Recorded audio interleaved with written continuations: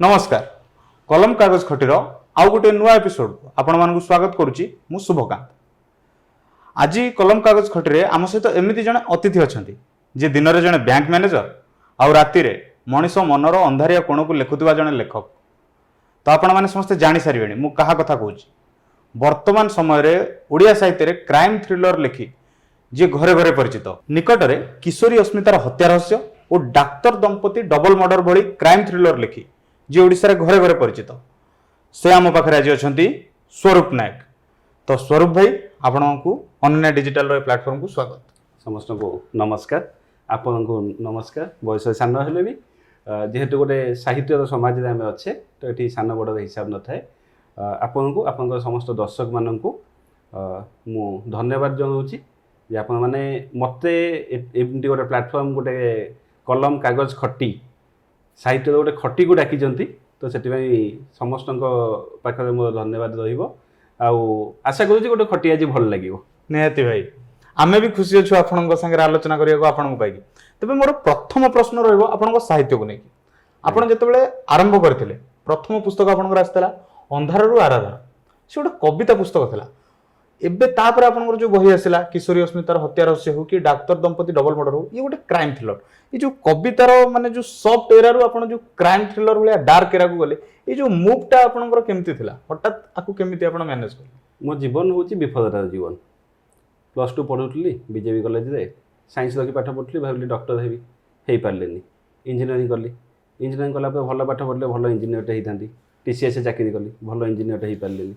Bank को चली आसली बोधे भल बैंकरटे हो पारे कविता लिखिली सी भी भल है तो क्राइम थ्रिलर लिखुची ये भल न हो आउ कि गोटे करी किसी एमती चलती आपन लाइन था आपन कहते I want to explore dark corners of human mind अर्थात मनीष मनर अंधारिया कोण को आप खोजा चेष्टा करते जोटा कि आपन टी शर्ट रे गोटे से भाई किसी देखा मिलूँ। तो ता विषय कौन कहे माने आपन ये जो साइकोलोजी बा ह्यूमन माइंड ये जो गाढ़ दिग प्रति केमती आकृष्ट है।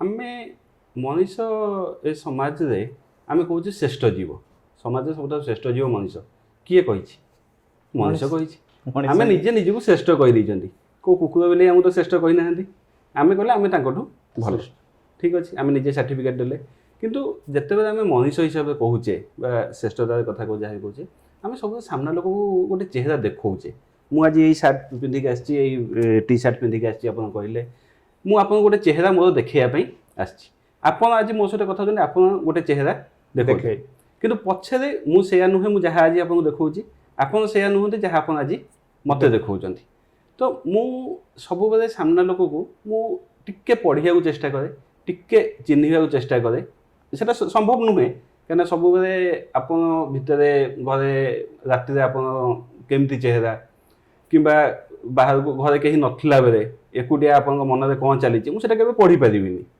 किंतु आमे चेष्टा करिबा जे जो बही आमको केवल खाली ऊपर प्रच्छद देखा होची बही भितर पाठ किछिटा पढ़िबार चेष्टा मनीष मन को पढ़िया जो चेष्टा कइले बहुत बढ़िया कथा कहले आपण पूर्व जमती कहले आपनको कहानी विफलता रही आछि मु किंतु आपनको गोटे सफल बैंक मैनेजर सफल लेखक हिसाब से देखुची तो आपण जो विफलता कथा कहले एपर जो सफल लेखक कह गले आपनको से केन्द्रापड़ार अर्जुनपुर नै कि आज भुवनेश्वर रे गोटे प्रतिष्ठित बैंक मैनेजर कहंतु कि गोटे सफल क्राइम थ्रिलर राइटर कहूँ ये जो जर्नी विषय टिके डिटेल रे कहिबे आपण देखो मु केन्द्रापड़ा अर्जुनपुर मो गाँ पैतृक ग्राम जोटा किंतु गाँ सहित मोर संपर्क बहुत कम एथिपाई वर्ष को 3-4 थर गाँ को जाऊलु बापा चाकरी करथिले जदिव सेटा मो पैतृक गाँ मो जन्म भी सेठी नुहे मो जन्म होची मो मामू घर गाँव में मो मामू घर गाँ होची सत्यहामपुर मधुबाबू गाँ आप जोटा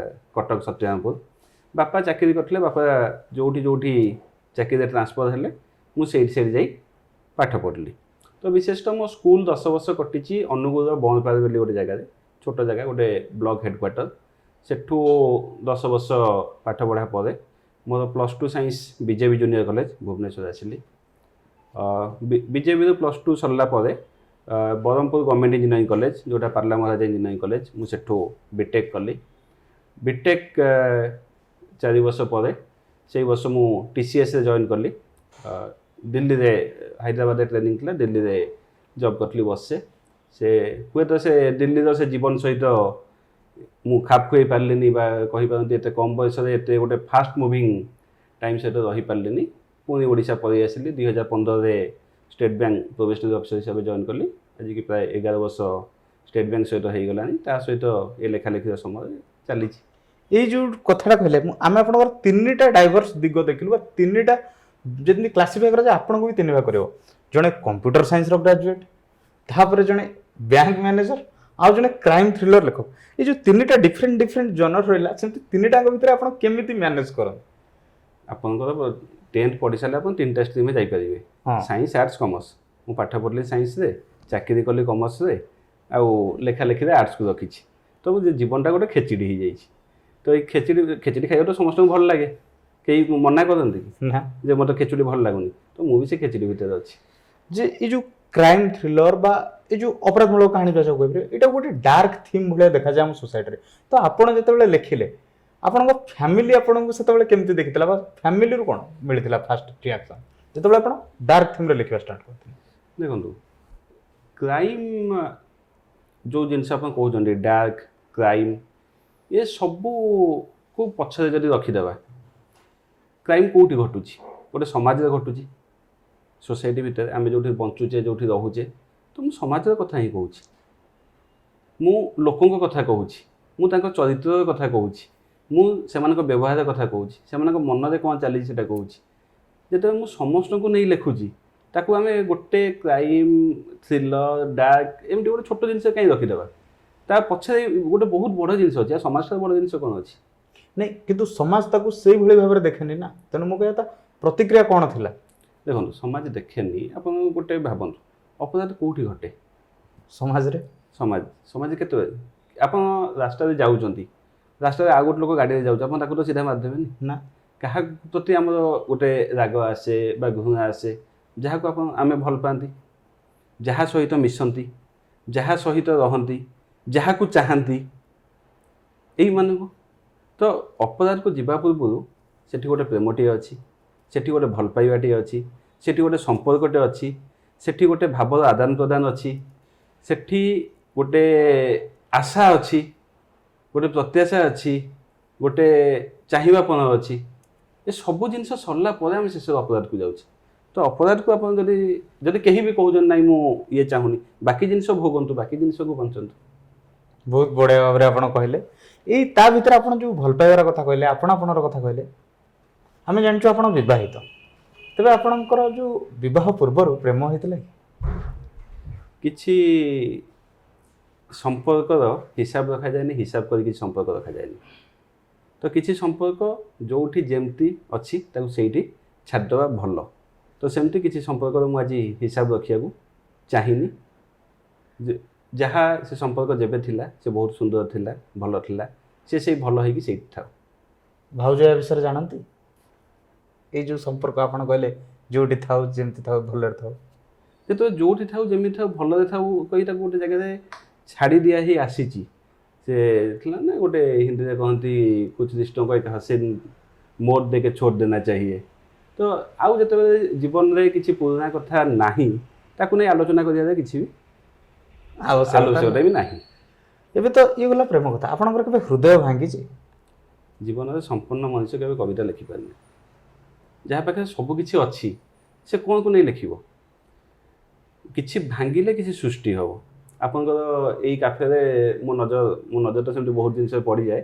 E=mc² ଗୋଟେ ଲେଖା ହେଇଛି, ଯେଉଁଟା ଆମର ମାନେ ଶକ୍ତିର ମାନେ ଉତ୍ସ।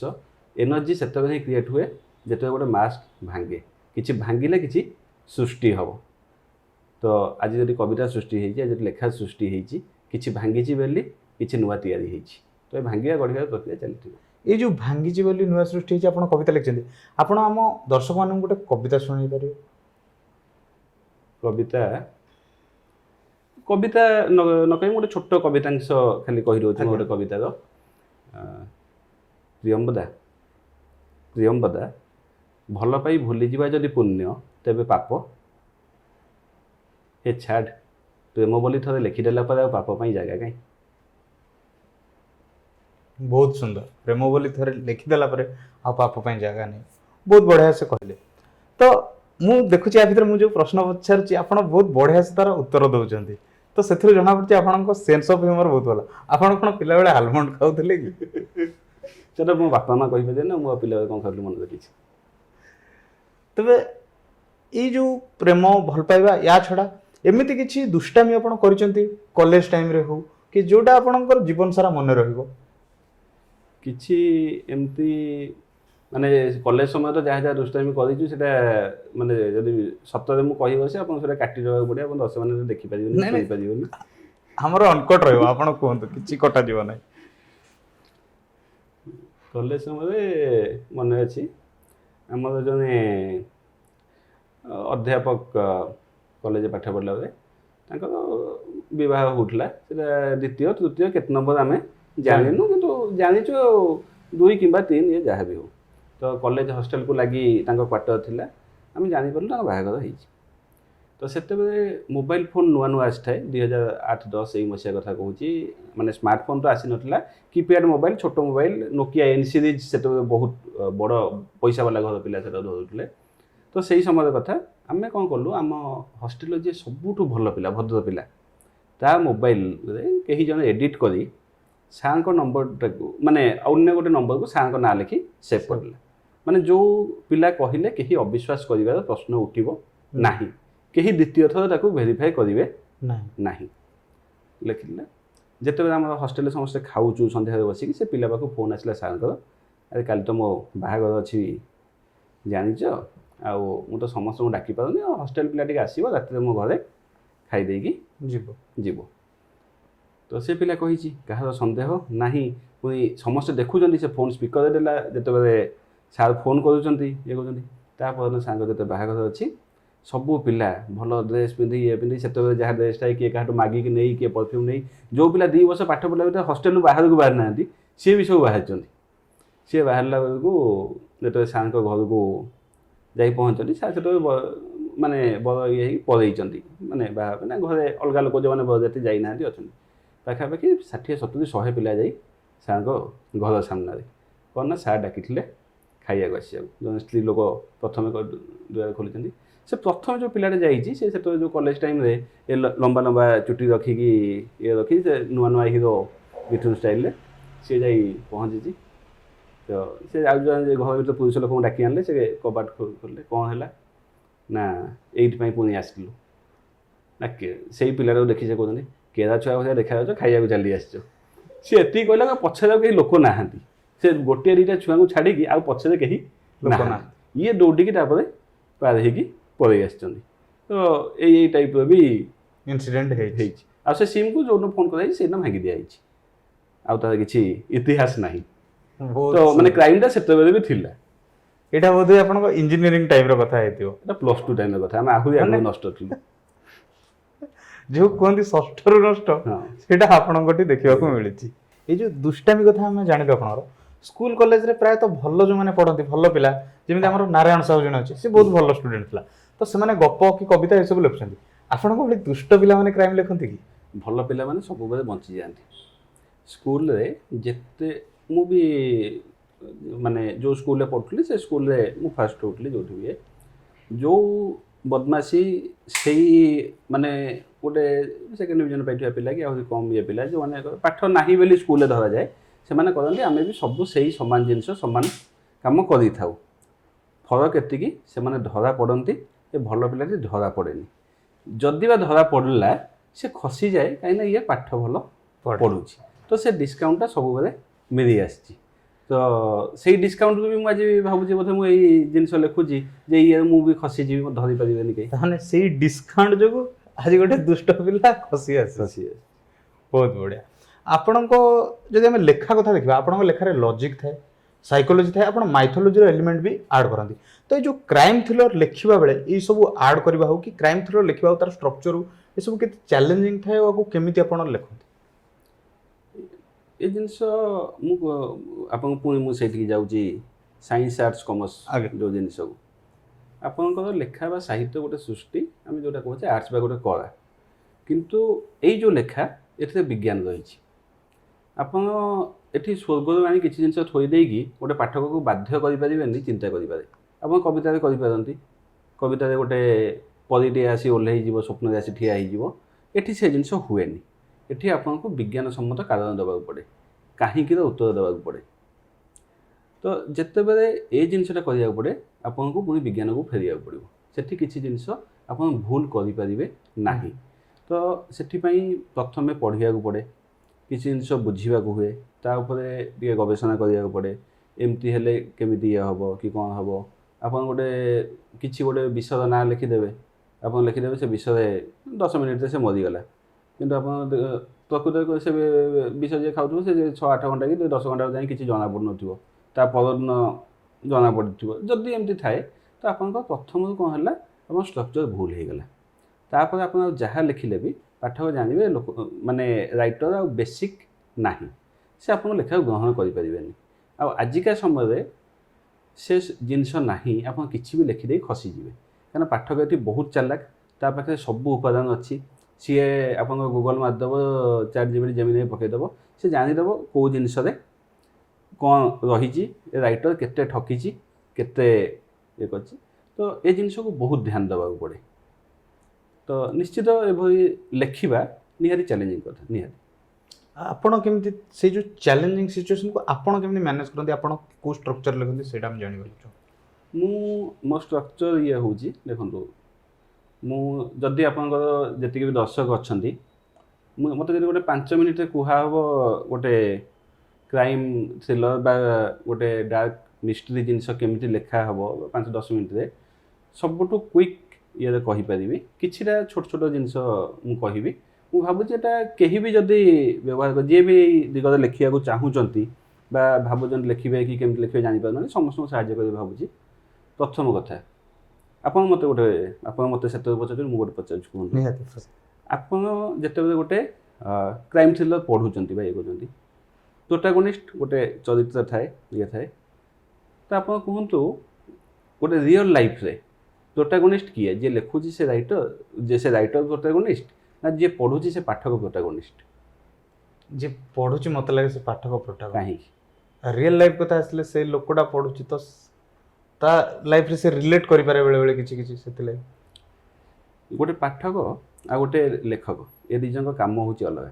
ପାଠକ ଯେତେବେଳେ ଏଭଳି ବହି ପଢ଼ୁଛି, ସେ ପ୍ରଥମ ପୃଷ୍ଠାରୁ ଖୋଜି ଚାଲିଛି କିଏ ଅପରାଧୀ, ସେ କେମିତି ଧରା ପଡ଼ିବ, କେମିତି ତାକୁ ପାଇବି। ସେଇ କାମ ତ ପ୍ରୋଟାଗୋନିଷ୍ଟ କରୁଛି ନା। ଗୋଟେ ଲେଖକ ରହୁଛି କାହାଣୀର ଯେଉଁଟା ଆପଣ ଖଳନାୟକ ବା ଭିଲିଆନ୍, ତା କାମ ହେଉଛି ମୁଁ କେତେ ଶେଷ ଯାଏଁ ଲୁଚେଇ ପାରିବି। ମୁଁ ଯେପର୍ଯ୍ୟନ୍ତ ଯିଏ ତାର ହତ୍ୟାକାରୀ ବା ଯିଏ ଖଳନାୟକ, ତାକୁ ମୁଁ ଯେପର୍ଯ୍ୟନ୍ତ ଲୁଚେଇ ପାରିବି, ଯେପର୍ଯ୍ୟନ୍ତ ପାଠକ ହାତରେ ସେ ଧରା ନ ପଡ଼ିଛି, ସେଟା ଗୋଟେ ରାଇଟରର ସକ୍ସେସ୍। ତାହେଲେ ଏଠି ନାୟକ ହେଉଛି ପାଠକ, ଖଳନାୟକ ହେଉଛି ଲେଖକ। ଆପଣ ପୁରା ସଂଜ୍ଞାଟାକୁ ଓଲଟାଇ ଦେଲେ। এইটা ହେଉଛି ଏନି କ୍ରାଇମ୍ ଥ୍ରିଲର କେବେ ବି ଲେଖା ହଉ, ତାର ଫାର୍ଷ୍ଟ ପ୍ରିନ୍ସିପଲ୍। ଦ୍ୱିତୀୟ କଥା, এইଠି ସଂଯୋଗବଶତଃ ଏଟାର ପ୍ଲାନ୍ ନଥିଲା, ସଂଯୋଗବଶତଃ ଗୋଟେ ଆପଣ ଚେସ୍ ରଖିଛନ୍ତି। ଯଦି ଆପଣମାନେ ଭାବିଥିବେ ବହୁତ ସୁନ୍ଦର ଭାବେ ଭାବିଛନ୍ତି, ଚେସ୍ ଖେଳ ସେତେବେଳେ ସରେ ଯେତେବେଳେ ଏଇ ରାଜା ଆପଣଙ୍କ କିଙ୍ଗ ଯେତେବେଳେ ଏଲିମିନେଟ୍ ହେଇଯାଏ, ଖେଳରୁ ବା ମରିଯାଏ ଯାହା।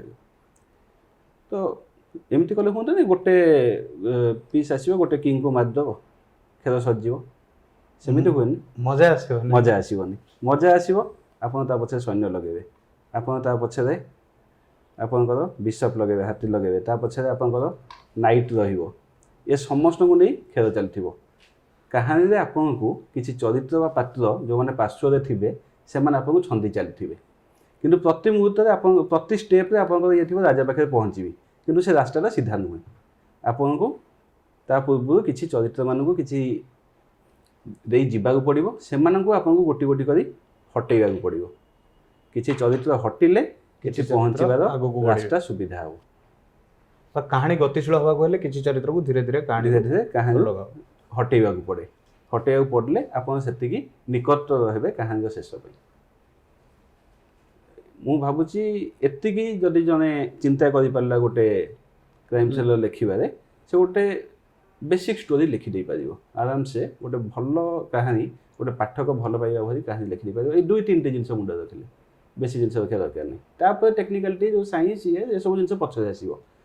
ଆମର ଦେଖନ୍ତୁ, ବିଜ୍ଞାନ ବାରମ୍ବାର ଚେଞ୍ଜ, ସମୟ ସହିତ ପରିବର୍ତ୍ତନ ହୁଏ, ଡାଇନାମିକ୍ ବି କୁହାଯାଏ ତାକୁ। ଡାଇନାମିକ୍ କୁହାଯାଏ। କିନ୍ତୁ କିଛି ମୂଳ ଜିନିଷ सी सबुबले रहिबो बेसिक प्रिंसिपल से सबुबले रहिबो किछि यूनिवर्सल ट्रुथ सबुबले रहिबो तो एइगुडा होछि कहानीर मूल ए मूल केबे चेंज होबनी ये सबुदिन थिबो तो मूल उपादान गोटे रहस्य कहानीर एइ उपादान जहाकु नेकी जने लिखि पारिबो बहुत सुंदर भाव में आपन कहले जदि को पाठक भी क्राइम थ्रिलर लिखा चाहते तांको भी एटा सहायक हम तेबे आपणको क्राइम थ्रिलर कथा जदि हम देखिबा आपणको ना स्वरूप कुमार नायक आपणको कहानी बा आपणकर जो क्राइम थ्रिलर सीरीज ना होची स्वरूप कुमार सीरीज एवं मुख्य चरित्र होचंती स्वरूप कुमार जे कि जने पुलिस अधिकारी आ आपण भी आज टी शर्ट पिंदी गेछंती सेतरे क्राइम थ्रिलर आ पुलिस अधिकारी का चित्र होईची तो मते कहतु ये जो ना रखिया पछरे कारण कोन एटा माने आपण निजको से चरित्र भीतर देखंती बा आपणको लाइफ रे एमती किछि चरित्र रु से माने लाइफ रो किछि फेजेस रु से चरित्र इंस्पायर हे कि बनै छंती कि मु प्रथम कहिछि मु कहानी खलनायक मो नायक केबे नुहे प्रथम कथा कहि दैछि टी शर्ट कथा कहले टी शर्ट से कैरेक्टर को माने जस्टिफाई करबा हाइलाइट करिया पई बा मते भल लागिला मु गोटे से हिसाब बनैली स्वरूप कुमार चरित्र पछरे माने प्रकृत सत कथा जदि कहबी मिछ कथा तो बहुत कहि हबो जेमति आपन जहा सब कहले सेटा सब मिछ माने से सब कथा केही भाई पाइबो मु भी आपन को बुझेई पारिबी जे मत लागिला चरित्र मो सहित अछि कि मु निजे से जगह रखिली ए सब मिछ प्रकृत सत कथा हला मु जते कहानी लिखिबा आरंभ करली मो मुंड को हठात गोटे भल ना आसिलानी माने मुख्य चरित्र ना दबा में गोटे भल माने जते कहानी रे आसीगला गोटे भल नाटे आसिलानी गोटे बहुत भल ना खोजुथली जेहेतु एटा माने मु एटा को दिए लंबा वर्तमान एबे एटा ट्रायोलॉजी रो प्लान अछि तीनटा बही को नै कि ता परे हुए ताकू बढ़ी पारे माने पाठक माने जेमति चाहिबे जते भल ना न आसिला मु कहानीटा को गडै नबा पे मो ना रखि कि ताकू छाड देइली स्वरूप कुमार रखि छाड देइली किंतु अचानक एटा भी गोटे केवल कोइन्सिडेंस तार जे सेकंड कैरेक्टर तांको जे असिस्टेंट बा सहायक तांको ना पार्थ थिला परवर्ती समय जिते कहानी आगू बढ़ला मु पुणी ना परिवर्तन कथा भाविली से जो स्वरूप आ पार्थ ये जिनसटा मत कहीं टे भल लगिला माने से जो दिजंग केमिस्ट्री बा कॉम्बिनेशन तो मत लागिलानी आ गोटे ना परिवर्तन करर आवश्यकता अछि परे आपण आ गोटे जिनस प्रथम कहले जे टिके माइथोलॉजिकली भी मु जाय जेहेतु माइथोलॉजी कहले मु से धर्म को बुझेनी गोटे किंवदंती बा हम जीवन आम जो बंचुचे से धारा जेहेतु आमे जन्म आज जाए किसी जिन को मानिक आसो से जिन आम रक्त अच्छी तो ये जो पार्थ ना पार्थ अर्जुन ना तो महाभारत को आपे आपे किसी जिन टाणी हो जाए बा पार्थ स्वरूप जिते दिजन भितर डायलॉग ये हुए जने जन को बुझाऊँ ज्ञान दूसरी जने बुझीपारूनी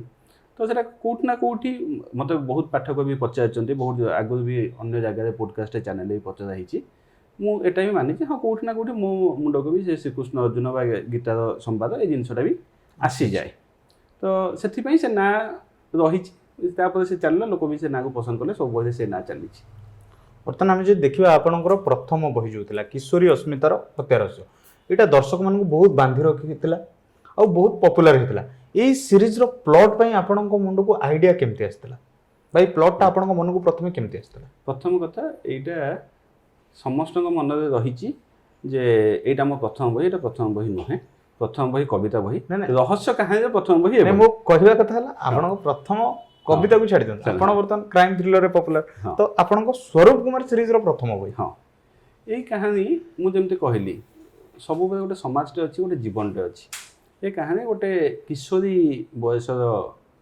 गोटे बालिका तार जीवन को नेकी हेची ता भितरे आउ सबुठ आम कहती गोटे मनीष जीवन सब चंचल बयस हूँ तार किशोर समय तो गोटे किशोर ठार गोटे किशोरी आहरी चंचला तो ता मन में जिते प्रकार भावना आसी जिते प्रकार ता मन में द्वंद्व आसी जीवन रे परिवर्तन आसी समाज ता जहाँ जहाँ प्रभाव पकाउची से सब जिनस केमी मृत्यु गोटे कारण हो पार्टी से जिन को नहीं ये बही होता तो विभिन्न समय ता पछरे जोटा डाक्टर दंपति डबल मर्डर बही आसिला तो सेठी गोटे सेटा गोटे सफिस्टिकेटेड सोसाइटी जोटा आम उच्च वर्गर माने जे कहूचे परिवार जो परिवार समस्ते धनी समस्ते पैसा वाला समाज समस्ते प्रतिष्ठित से जीवन शैली को नहीं गोटे बही होती तृतीय ए सीरीज जोटा 3 नंबर बही मोनिका मर्डर मिस्ट्री मु द्वितीय बही लास्ट पेज विषय लिखी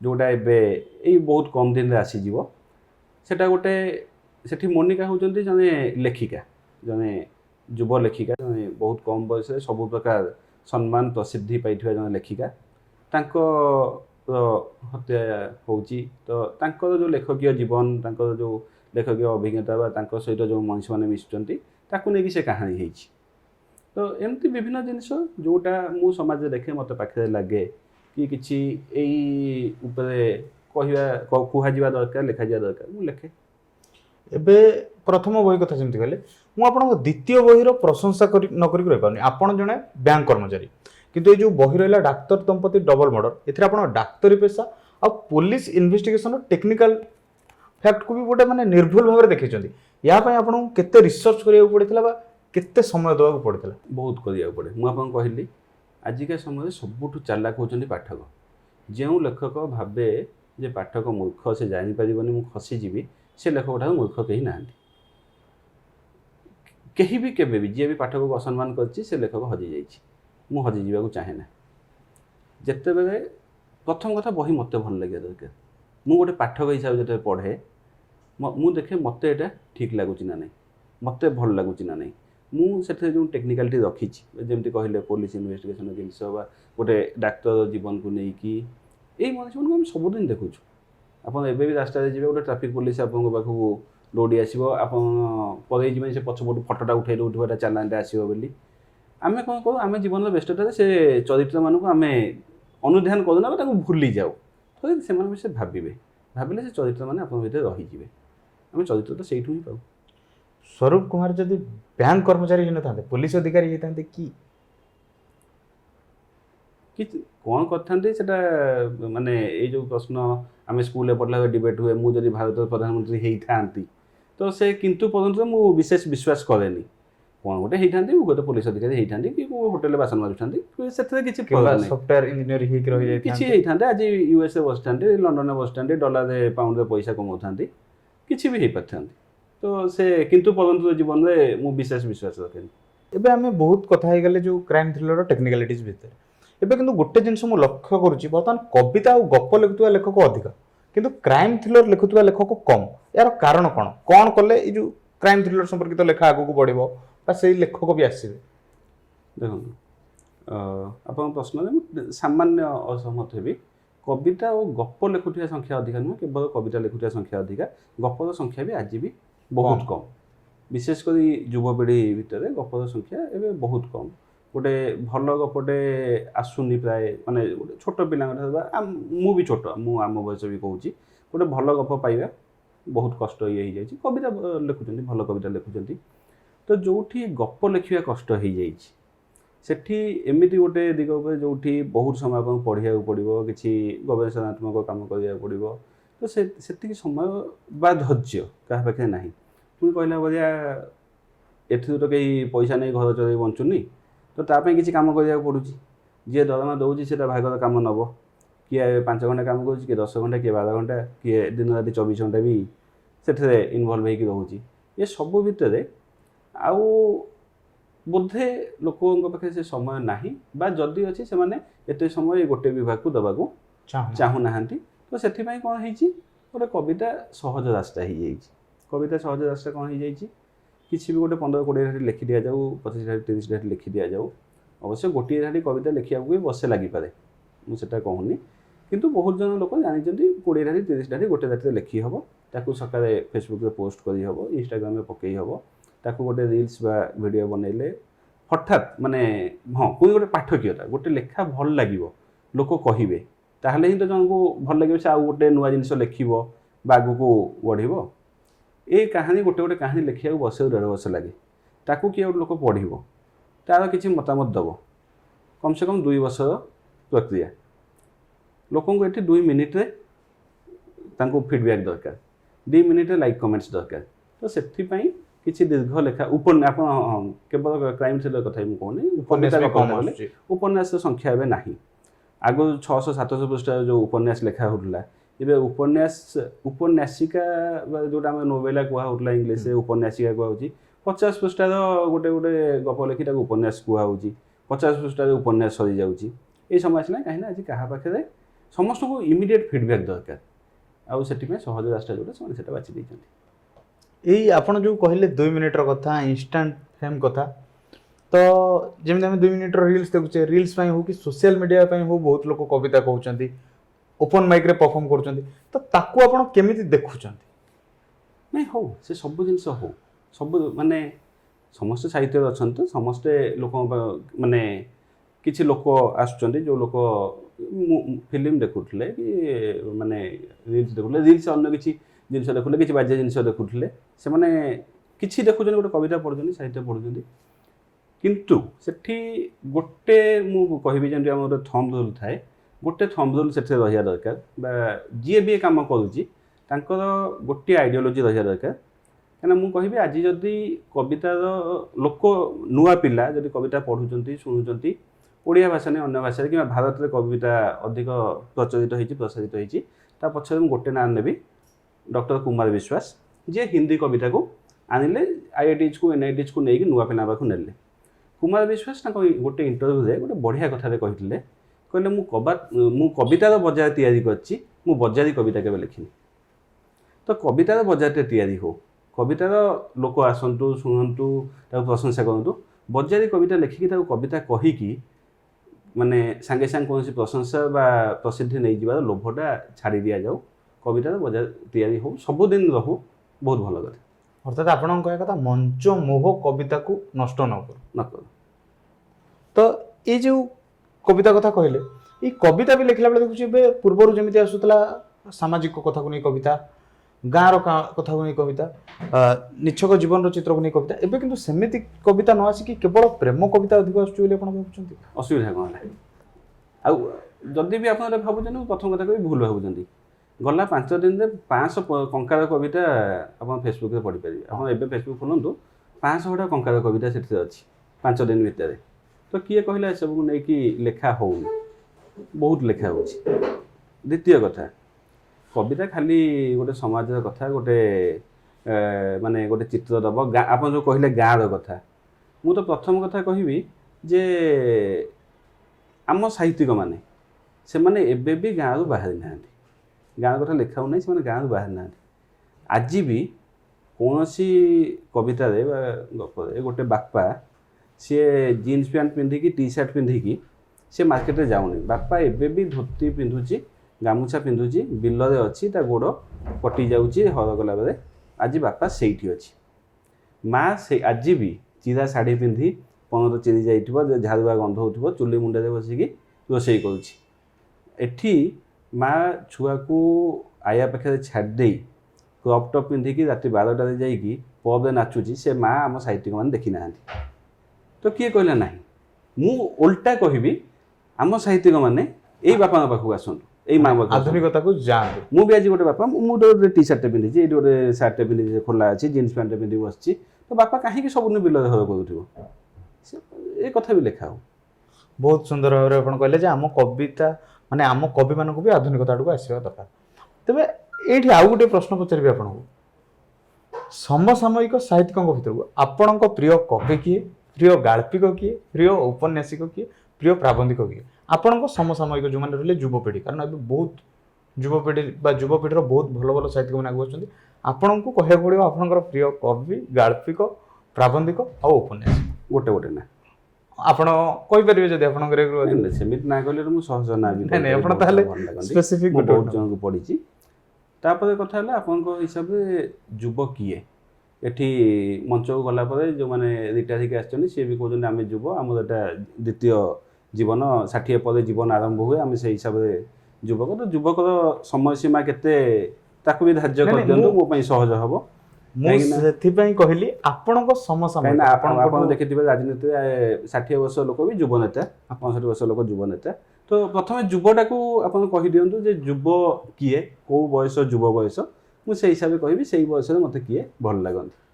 ବର୍ତ୍ତମାନ ଯେଉଁ ରହିଲେ ତରୁଣ କବି ତାଙ୍କଠୁ ନେଇକି ଆପଣଙ୍କ ସମସାମୟିକ ଲୋକଙ୍କ ପର୍ଯ୍ୟନ୍ତ ତରୁଣ ଠାରୁ ନେଇକି ମୋ ପର୍ଯ୍ୟନ୍ତ ତ ଠିକ୍ ଅଛି ଗୋଟେ ଗୋଟେ ନା ମୁଁ ସିଧା କହୁଛି ମୁଁ ଅଧିକା ଏଥିରେ ଦଉନି।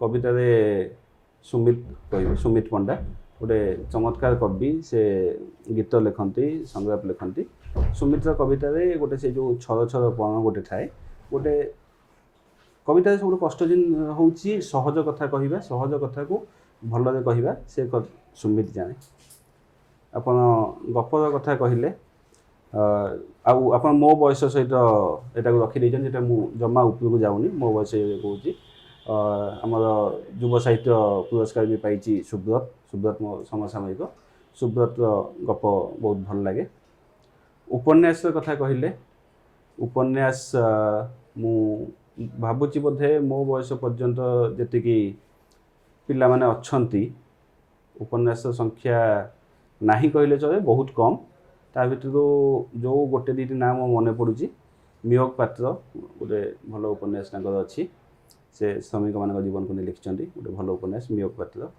प्रबंधर कथा प्रबंध सेमती आम समसामयिक बयस कहीं प्राबंधिक हिसाब से सेमती परिचित प्रतिष्ठित होना तथापि किसी ना कह माने गोटे ना कहि रूपेश साहू भल प्रबंध लिखती चार्टा ना आप कहते रूपेश साहू जनजाति संबंधित प्रबंध भी मत बहुत भल लगे मियोग भाई उपन्यास भी पढ़ी तो आप बहुत भावी चिंतिका भलसे 4 जन ना कहले तेज आपड़ जमी ना कहले एमती आहरी अनेक पिला भी लिखुं तेज जो कविता गप कि उपन्यास ये सब बही लिखिकी संसार चल हम कि संसार चल मुझे बैंक कहीं था 10 घंटा 12 घंटा दिन परिश्रम कहीं करूँ नहीं कर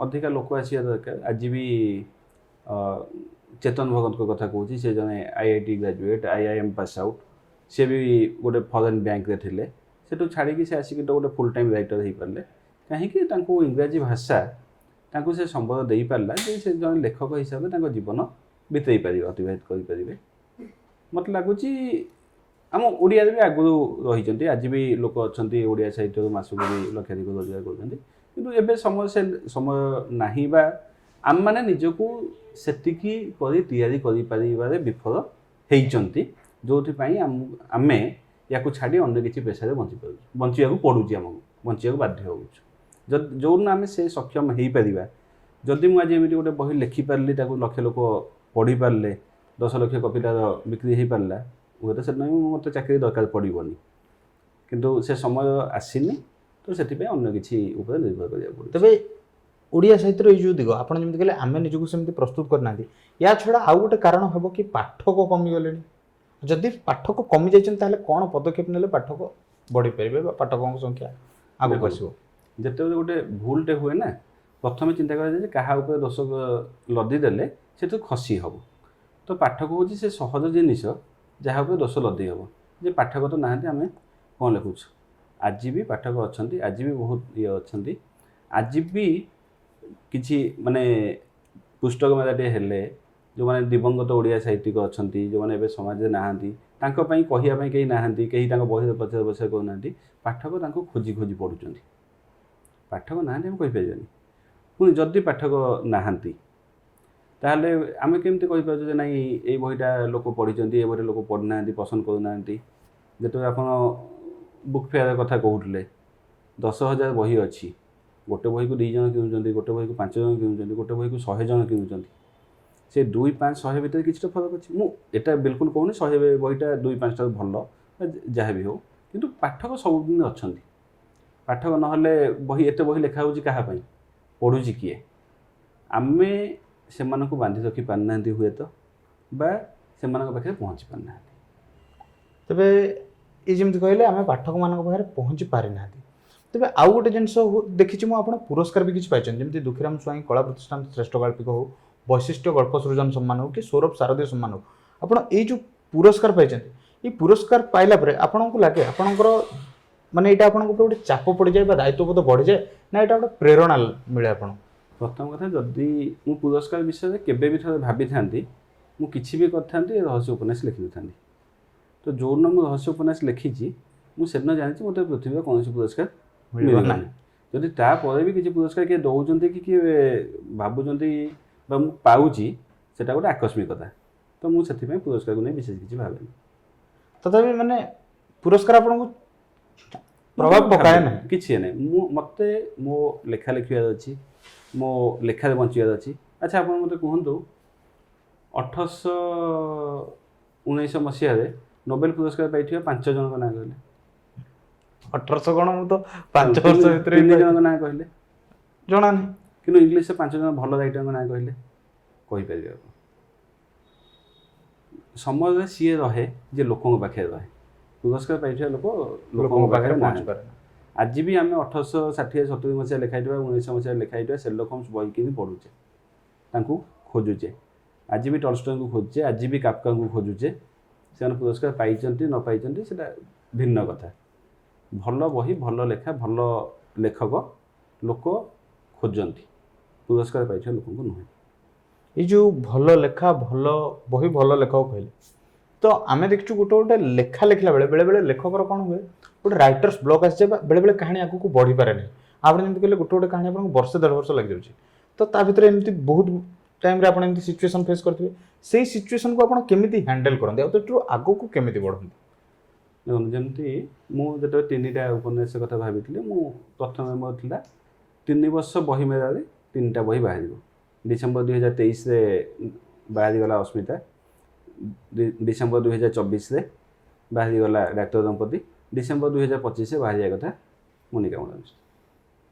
କୌଣସି କାରଣବଶତଃ ଯେମିତି ଆମ ରାଇଟର୍ସ ବ୍ଲକ୍ କହିଲେ, ତା ଭିତରେ ସେ ଜିନିଷ ବି ହେଇଛି। ମୁଁ ମଝିରେ ମାସ ବିଭିନ୍ନ କାରଣ ପାଇଁ ଲେଖିପାରିନି।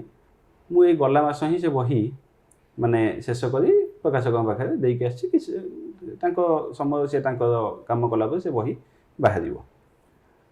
ତ ରାଇଟର୍ସ ବ୍ଲକ୍ ନିହାତି ରହିବ।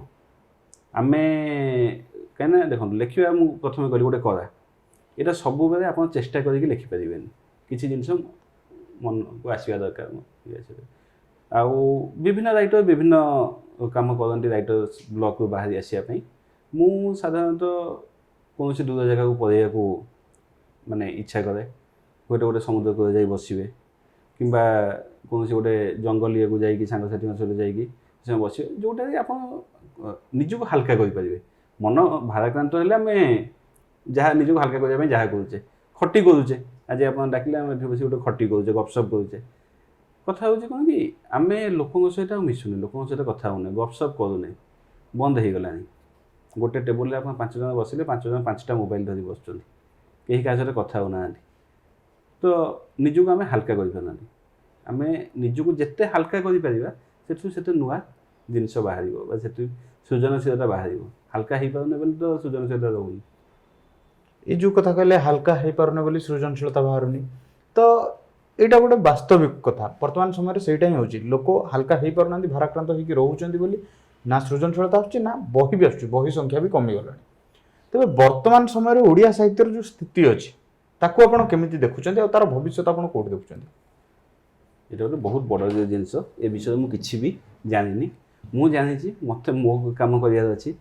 ମୁଁ ଆଜି ଯଦି 3 ଖଣ୍ଡ 4 ଖଣ୍ଡ ବହି ଲେଖିଛି, ଭଗବାନ ଜାଣିଛନ୍ତି କେତେ ବର୍ଷ ବଞ୍ଚିବି, କେତେ ବର୍ଷ ଦୁନିଆ ରହିବି।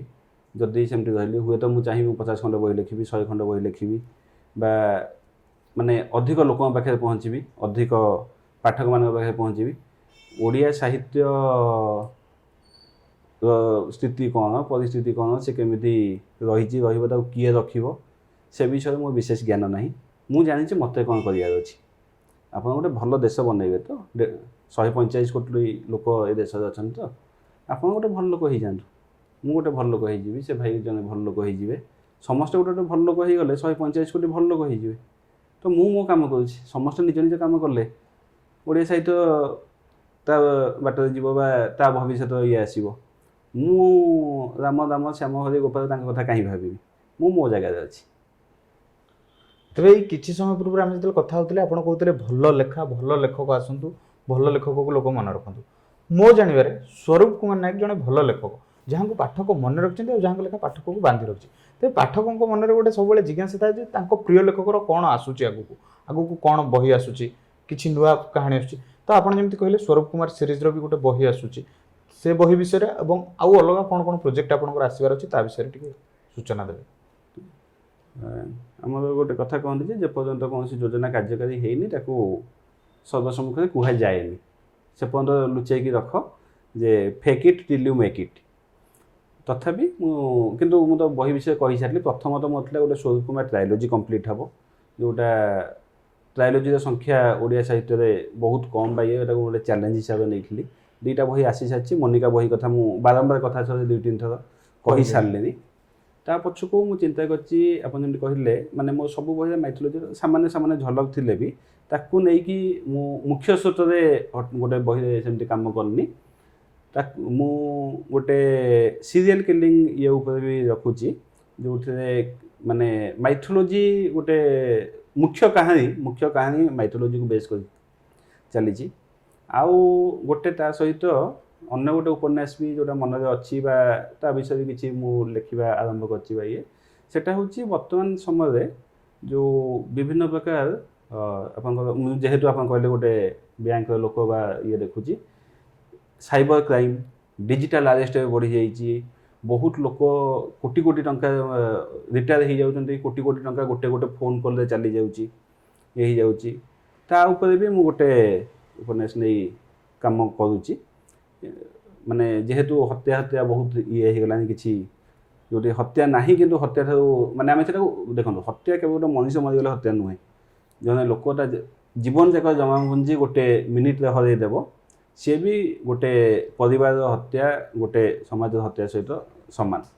ତାକୁ ନେଇକି କାମ କରୁଛି। ଏମିତି ବିଭିନ୍ନ ପ୍ରୋଜେକ୍ଟ ଚାଲିଛି। ମୁଁ ଜାଣିନି କେବେ ସଫଳ ବି, କେଉଁଟା ବର୍ଷରେ ସରିବ, କେଉଁଟା 2 ବର୍ଷରେ, କେଉଁ 5 ବର୍ଷରେ ସରିବ, ମୁଁ ସରିବ କି ନାହିଁ, କିନ୍ତୁ ମୋ ମାନେ ସହିତ ସେ ଯୋଜନା ଅଛି, ତା ଉପରେ କାମ ଚାଲିଛି।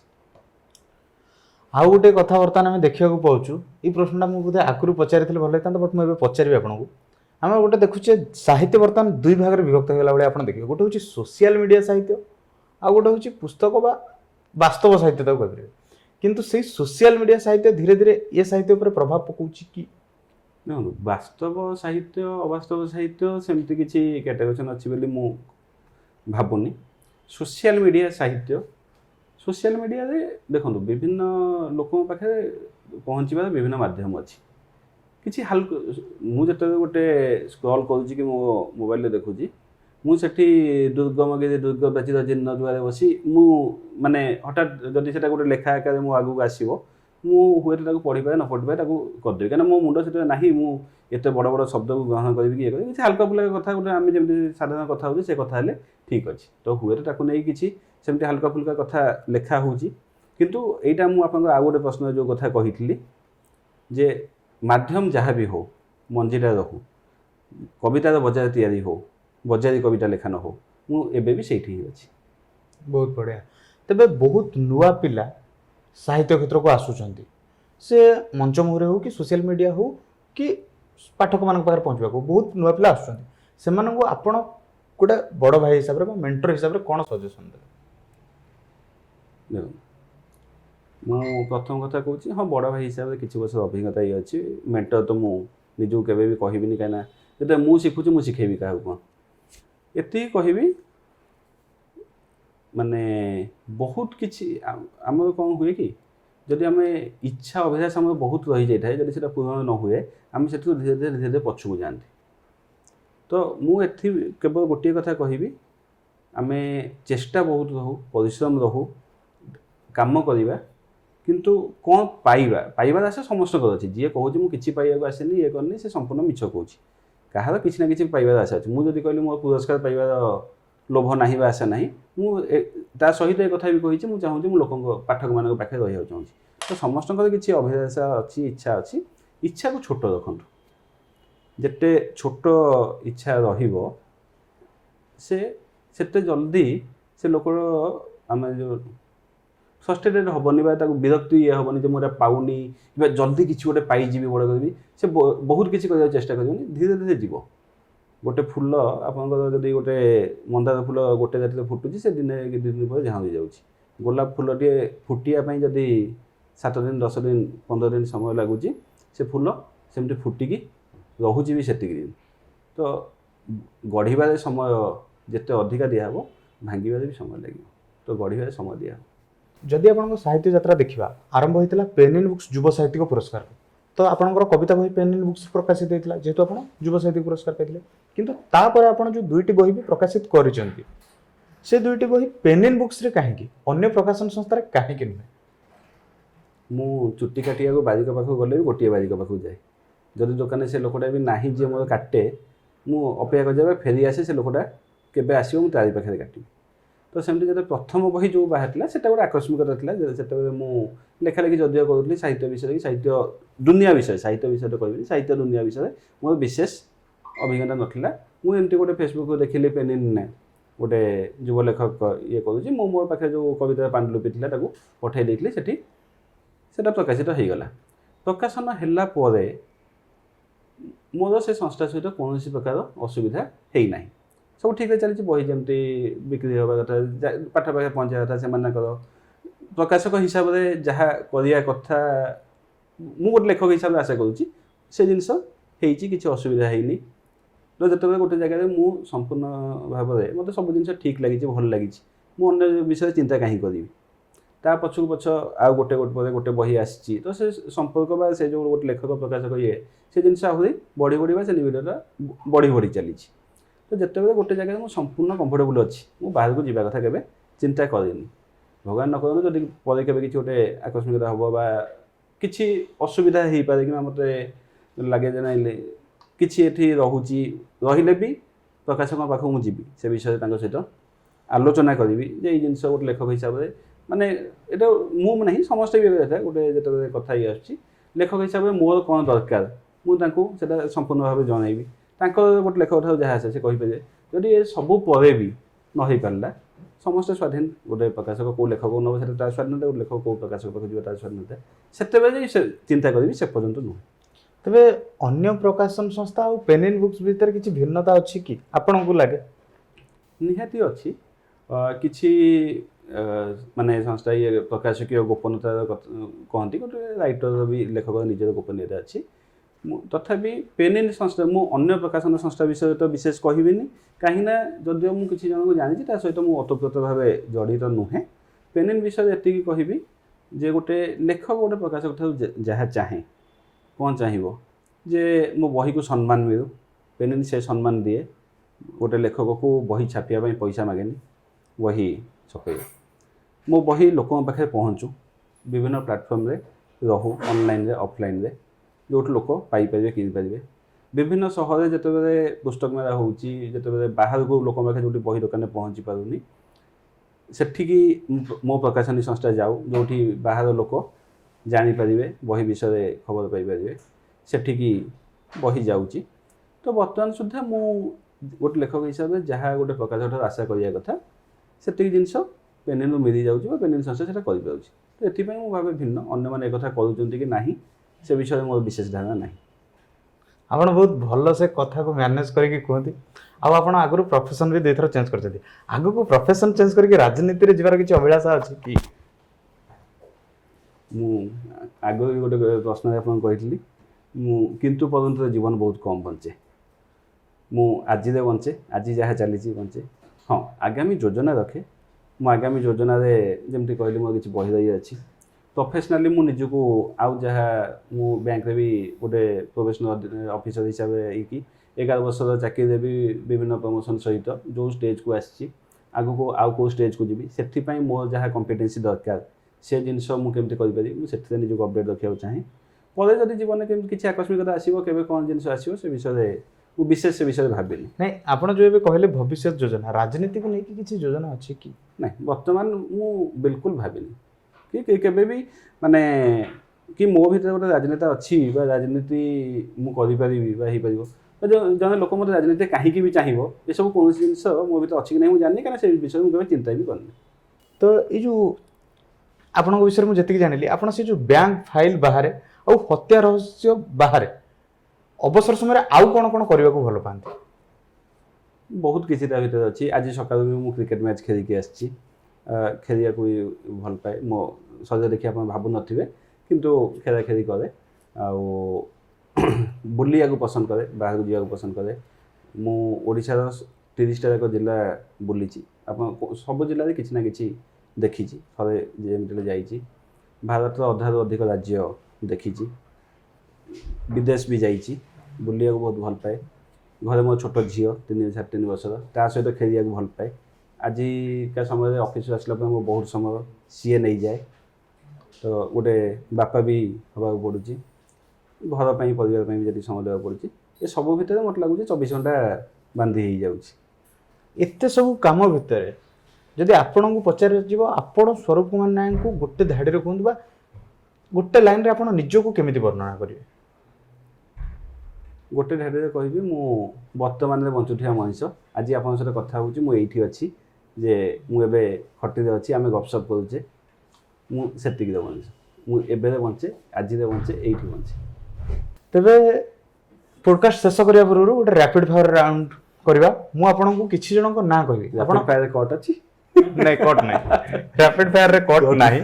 ଆଉ ଆପଣ ଯେମିତି ବର୍ତ୍ତମାନରେ ବଞ୍ଚୁଥିବା ମଣିଷ, ତେଣୁ ଆପଣ ଭଲସେ କହିପାରିବେ।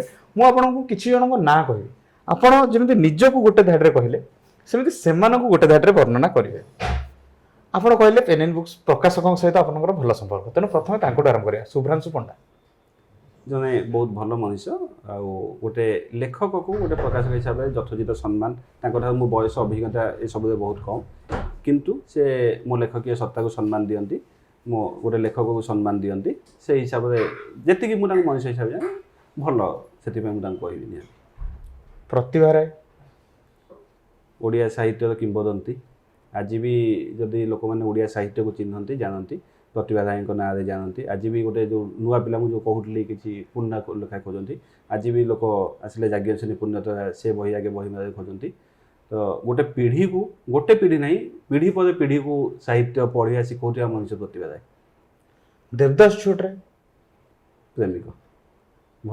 କଟକ, ଆମେ ଯଦି ମାନେ ମୁଁ କହିଲି ମୋ ଘର କେନ୍ଦ୍ରାପଡ଼ା, କଟକ ମାମୁଁ ଘର, ତ ଗୋଟେ କଟିକିଆ ରକ୍ତ ମୋ ଭିତରେ ବି ଅଛି।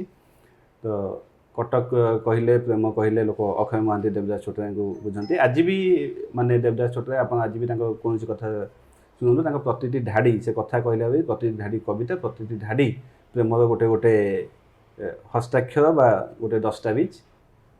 ଏଇ ପ୍ରେମ କଥାକୁ ଯେତେବେଳେ ଆସିଲେଣି, ଭାଉଜଙ୍କୁ ଆପଣ କେମିତି ବର୍ଣ୍ଣନା କରିବେ ଗୋଟେ ଧାଡ଼ିରେ, ମାନେ ଆପଣଙ୍କ ପତ୍ନୀ? ନିହାତି, ଆପଣ ଯେତେବେଳେ ସ୍ୱରୂପ ନାୟକ କିଏ ପଚାରିଥିଲେ ମୋତେ, ମୁଁ ବା ସେ କ'ଣ କରନ୍ତି, କେମିତି ଜୀବନ ବଞ୍ଚନ୍ତି, ମୁଁ ଏଇ ଯେଉଁ ସବୁ ଜୀବନ କହିଲି, ସକାଳୁ ଉଠି ମୁଁ ଯାହା କରେ, ଗୋଟେ ବ୍ୟାଙ୍କର ଜୀବନ ବା ଅନେକ ଜୀବନ, ମୋ ଲେଖିଆ ଜୀବନ, ଜଣେ ମଣିଷ ଯଦି ଏତିକି କଥା କରନ୍ତା, ଆଉ ତା'ର ଯିଏ ସାଥୀ ସେ ଯଦି ସେଠୁ ସମର୍ଥନ ନ ମିଳନ୍ତା, ସେ ଲୋକ କେବେ ବି ଏସବୁ କାମ କେବେ ତା ଜୀବନରେ କରିପାରନ୍ତା ନାହିଁ। ଆଜି ସେଇ ସମର୍ଥନ ଟିକକ ଅଛି ବୋଲି ଏସବୁ କାମ ମୁଁ କରିପାରୁଛି। ସେଥିପାଇଁ ମୁଁ ତାଙ୍କୁ ନିହାତି ଧନ୍ୟବାଦ ଦେବି ଯେ ସେ ଏଇ ଯେଉଁ ସବୁ ପ୍ରକାର ବିସଙ୍ଗତିରେ ବଞ୍ଚୁଥିବା ମଣିଷଟାକୁ ବି ସେ ଗ୍ରହଣ କରିଛନ୍ତି। କଣ୍ଡୋରୀ ଦାସ ନିହାତି ମାନେ ଓଡ଼ିଆ ରହସ୍ୟ ସାହିତ୍ୟର ପ୍ରବାଦ ପୁରୁଷ। ଆଜି ବି ମୁଁ ତାଙ୍କୁ ଯେତେବେଳେ ପଢ଼େ, ତାଙ୍କର ସତ୍ୟବ୍ରତ ମହାପାତ୍ର ଚରିତ୍ର ଇଏ କରେ, ଆମେ ତାଙ୍କୁ ଗୋଟେ ଜାତି ହିସାବରେ ଯେଉଁ ସମ୍ମାନ ସେ ପାଇବା କଥା, ଯେଉଁ ସମ୍ମାନ ଇଂରାଜୀ ସାହିତ୍ୟ ଅଗତ୍ୟା କ୍ରିଷ୍ଟି ବା ଆପଣଙ୍କର ଅର୍ଥର କୁନାଲ ଡଏଲକୁ ଦେଲା, ବା ସତ୍ୟଜିତ ରାୟଙ୍କୁ ଯେଉଁ ସମ୍ମାନ ମଙ୍ଗଳବାର ସାହିତ୍ୟ ଦେଲା, ଆମେ ଓଡ଼ିଆ ହିସାବରେ କଣ୍ଡୋରୀ ଦାସକୁ ତାଙ୍କର ପ୍ରାପ୍ୟ ଫେରାଇ ପାରି ନାହାନ୍ତି। ତ ସେଥିପାଇଁ ଆମେ ଲଜ୍ଜିତ ହେବା କଥା। କଣ୍ଡୋରୀ ଦାସ ଜଣେ କିମ୍ବଦନ୍ତୀ। ବାମାଚରଣ ମିତ୍ର ନିହାତି, ମୁଁ ଯେମିତି କିଛି ନାଁ କହିଲି, ଏମିତି ନାଁ କହିଲେ ଅନେକ, ମାନେ ଓଡ଼ିଆ ରହସ୍ୟ ସାହିତ୍ୟରେ କଣ୍ଡୋରୀ ଦାସ, ବାମାଚରଣ ମିତ୍ର, ଭୂପେନ ଗୋସ୍ୱାମୀ, ଅନେକ ନାଁ ଆସିବ। ଯେତେବେଳେ ମାୟା ସିରିଜ, ରଞ୍ଜନ ସିରିଜ, ମୁଁ ନିଜେ ବି ଜାଣିନଥିଲି ଏତେ ଓଡ଼ିଆ ରହସ୍ୟ ଇଏ ଅଛି। ଯେତେବେଳେ ମୁଁ ନିଜେ ଲେଖିଲି, ନିଜେ ଖୋଜିଲି, ମୁଁ ସେମାନଙ୍କୁ ଚିହ୍ନିଲି। କାରଣ ଆମେ ଯେଉଁ ସମୟରେ ସେତେବେଳକୁ ରହସ୍ୟ ସାହିତ୍ୟ ପ୍ରକୃତରେ ହଜିଗଲାଣି। ମୁଁ ଖୋଜିଛି ବୋଲି ସେମାନଙ୍କୁ ପାଇଛି, କିନ୍ତୁ ସେମାନେ ଗୋଟେ ପାଠକ ପାଖରେ ଖୋଜିବା ଆଗରୁ ପହଞ୍ଚିବା କଥା, ଆମେ ତାଙ୍କୁ ପହଞ୍ଚି ପାରିନାହାନ୍ତି। ଆଉ ଶେଷରେ ଆଉ ଜଣେ ପ୍ରକାଶକଙ୍କ ନାଁ କହିବି, ତାଙ୍କ ବିଷୟରେ ବି ଆପଣ କହିବେ, ସରୋଜ ବଳ। ନିହାତି, ସେ ବି ବହୁତ ଉଦ୍ୟୋଗୀ। ମାନେ ଓଡ଼ିଆରେ ଯେତେ ନୂଆ ଟ୍ରେଣ୍ଡ ଆସିଛି ବା ନୂଆ ଧାରା ଆସିଛି, ନୂଆ ନୂଆ ପରୀକ୍ଷା ସବୁ ସରୋଜ ଭାଇ ସରୋଜ ସାର୍ କରିଛନ୍ତି। ନୂଆ ପିଲାମାନଙ୍କୁ ସହିତ ସେ ସବୁ ଅନୁବନ୍ଧିତ ହେଇ ରହନ୍ତି, ନୂଆ ପିଲାମାନେ ତାଙ୍କ ପାଖକୁ ଯାଆନ୍ତି। ଯିଏ ବି ସାହିତ୍ୟ ଧାଡ଼ିରେ କାମ କରୁଛନ୍ତି, ତ ସାହିତ୍ୟକୁ ଭଲ ପାଉଛନ୍ତି ବୋଲି କରୁଛନ୍ତି, ସାହିତ୍ୟରେ ବଞ୍ଚିଛନ୍ତି ବୋଲି ଏ ଧାଡ଼ିରେ କାମ କରୁଛନ୍ତି। ତେବେ ସୌରଭ ଭାଇ ଆଜିର କାର୍ଯ୍ୟକ୍ରମ ସାରିବା ପୂର୍ବରୁ ମୁଁ ପୁଣି ଥରେ ଆପଣଙ୍କ ମୁହଁରୁ ଆଉ ଗୋଟେ କବିତା ବା କବିତାଂଶ ଶୁଣିବାକୁ ଚାହେଁ। ଆପଣ ମୋତେ ବାରମ୍ବାର ଜୀବନର କଥା ପଚାରୁଥିଲେ, ଛୋଟ ସମୟରୁ ଆଜିର ଜୀବନର କଥା ପଚାରିଲେ। ତ ଏଇ ଯେଉଁ ଜୀବନକୁ ନେଇକି ମୋର ଛୋଟ କବିତା, ବହି ଯାଏରେ ଜୀବନ। ତୁ ବିଜୟ ସାଙ୍କ ଅମରି ଛାଟ, ମୋର ଛଟ ଛଟ ହେଉଥିବା ଡାହାଣ ହାତ, ତୋ ବନ୍ଦ ସେ ଦୁଇ ଆଖି, ମୋ କଷ୍ଟକୁ ଦୁଇରେ ହରିଦେଲୁ, ଭାଗ ସେ ଶୂନ। ତୁମେ କଲେଜ ବସ୍ରେ ଝିଅଙ୍କୁ କମେଣ୍ଟ, ଦାଗି ସଂଖ୍ୟାର ଲମ୍ବା ଫର୍ଦ୍ଦରେ ସ୍ୱରୂପ, ତୁମର ଯୁକ୍ତି ନା ସେ ସେମିତିଆ ନୁହେଁ, କଲେଜରେ ମୋର ଚଉଡ଼ା ଛାତି, 56 ଇଞ୍ଚରୁ ଟିକେ ଅଧିକା। ଆପଣ ଅନ୍ଧାରର ପଙ୍କ୍ତି ଲେଖୁଥିଲା ବେଳେ ଆପଣ ଅଜାଡ଼ି ଦେଲେ ସମୁଦ୍ର ପାଣି, ମାନନୀୟା ସମୁଦ୍ର କ'ଣ ଶୋଷ ମେଣ୍ଟାଏ? ବହ୍ନିର କଲମରୁ ସେବେଠୁ ପ୍ରେମର ସ୍ୟାହି, ହସନ୍ତୁନି ବନ୍ଦ ଓଠର କବିତା ଏବେ ବି ଅଧା। ତୁ ଆସିଥିଲୁ ତୁମେ ଆସିଥିଲ ଆପଣ ଆସିଥିଲେ, ତୁ ଆସିଥିଲୁ ତୁମେ ଆସିଥିଲ ଆପଣ ଆସିଥିଲେ, ଏ ଜୀବନ ବହିଯିବା ବେଳେ ଜଣେ ଜଣେ ଚାଲିଯିବା ପରେ ଜିଇଁଛି କେବଳ ନିଶ୍ୱାସର ଅଙ୍କ କଷା, ଜିଇଁଛି କେବଳ ନିଶ୍ୱାସର ଅଙ୍କ କଷା। ବହୁତ ସୁନ୍ଦର ଭାବରେ ଆପଣ ଜୀବନକୁ ଦେଖେଇଲେ ଆପଣଙ୍କ କବିତାରେ। ତେବେ ଶେଷ କରିବା ପୂର୍ବରୁ ଆପଣଙ୍କୁ ଆଜିର ଆମ ସାଙ୍ଗରେ କଥା ହେଇ ଆମ ଅନନ୍ୟ ଡିଜିଟାଲ ପ୍ଲାଟଫର୍ମ କେମିତି ଲାଗିଲା ତା ବିଷୟରେ କ'ଣ କହିବେ? ବହୁତ ସୁନ୍ଦର ପ୍ରୟାସ ଆପଣ ଆରମ୍ଭ କରିଛନ୍ତି। ମୁଁ ସତ କହୁଛି, ଯେତେବେଳେ ବି ଯେଉଁ ଦରକାର ଆମେ ଯେତେ ନିଜକୁ ସହଜ କହିଲେ ବି, ସହଜ ମନେ କଲେ ବି, ଯେତେବେଳେ ପ୍ରଶ୍ନ ଉତ୍ତର କଥା ଆସେ, ଗୋଟେ ଇଣ୍ଟରଭ୍ୟୁ ଦେଲା ଭଳିଆ ଆସେ, ଯେମିତି ଚାକିରି ମିଳିବ ନ ମିଳିବ କିଛି ପାଇବାର ଥାଉ ନଥାଉ, ଗୋଟେ ପ୍ରଶ୍ନକୁ ସମସ୍ତଙ୍କର ସବୁବେଳେ ଭୟଟିଏ ଥାଏ। ତ ଯିଏ ଯେତେ କରିବେ ଭୟଟି ଥିବ, କିନ୍ତୁ ଆପଣଙ୍କ ସହିତ କଥା ହେଇକି ମୋତେ ଲାଗିଲା ଯେ ମୁଁ ସେଇ ଖଟି ହିଁ କଲି। ଗୋଟେ ଆରାମସେ ଗୋଟେ ହାଲକା ଫୁଲକା କଥାବାର୍ତ୍ତା ଯେଉଁଟା ଗପସପ୍ ଗୋଟେ ଚାଲିଲା। ତେବେ ମୁଁ ନିହାତି ଚାହିଁବି ଆପଣଙ୍କର ଏଇ ଯେଉଁ ପ୍ରୟାସ ଆପଣ ରଖିଛନ୍ତି, କଲମ କାଗଜ ଖଟି, ଗୋଟେ ଖଟିର ବିଷୟବସ୍ତୁ କଲମ କାଗଜ ଆଉ ସାହିତ୍ୟ, ଏଇଟା ନିହାତି ଆହୁରି ବହୁତ ପାଠକ ଏଇଟା ଭଲ ପାଇବେ। ମୁଁ କହୁନି ପହଞ୍ଚିବ ବା ମୁଁ ଆଶା କରୁନି, ଏଇଟାକୁ ଭଲ ପାଇବେ। ଆପଣଙ୍କର ଯାହା କଣ୍ଟେଣ୍ଟ, ଯାହା ଯେଉଁ ହିସାବରେ ଆପଣ ଏଟାକୁ କରୁଛନ୍ତି, ମୁଁ ଏ ଜିନିଷକୁ ନେଇ ବହୁତ ଆଶାବାଦୀ ଅଛି। ତେବେ ଆଜି କଲମ କାଗଜ ଖଟିରେ ଆମ ସହିତ ଯୋଡ଼ି ହୋଇ ନିଜ ସାହିତ୍ୟର ରୋମାଞ୍ଚକର ଯାତ୍ରା ବିଷୟରେ ପାଠକମାନଙ୍କ ପାଖରେ ପହଞ୍ଚାଇଥିବାରୁ ବା ଦର୍ଶକମାନଙ୍କ ପାଖରେ ପହଞ୍ଚାଇଥିବାରୁ ସ୍ୱରୂପ ଭାଇଙ୍କୁ ଅଶେଷ ଅଶେଷ ଧନ୍ୟବାଦ। ଯଦି ଆପଣ ସସ୍ପେନ୍ସ ଆଉ କ୍ରାଇମ୍ ଥ୍ରିଲର ଭଲ ପାଆନ୍ତି, ତାହେଲେ ଆପଣ ସ୍ୱରୂପ ଭାଇଙ୍କ ବହି ନିଶ୍ଚୟ ପଢ଼ିଥିବେ। ଯଦି ପଢ଼ିନାହାନ୍ତି, ଆଜି ହିଁ ପାଖ ବୁକ୍ ଷ୍ଟୋର କିମ୍ବା ଅନଲାଇନ୍ରୁ କିଣିକି ପଢ଼ନ୍ତୁ। ଆମେ ଅନନ୍ୟ ଡିଜିଟାଲରେ ପ୍ରତି ସପ୍ତାହରେ ଏମିତି ଜଣେ ଜଣେ ନୂଆ ନୂଆ ଲେଖକଙ୍କୁ ଆପଣଙ୍କ ପାଖରେ ଆଣି ଭେଟିଦେବୁ। ଏମିତି ନୂଆ ନୂଆ ଲେଖକଙ୍କ ପଡ଼କାଷ୍ଟ ପାଇବା ପାଇଁ ଆମ ସହିତ ଯୋଡ଼ି ହୋଇ ରହିଥାନ୍ତୁ। ରହିଲି, ଧନ୍ୟବାଦ, ନମସ୍କାର।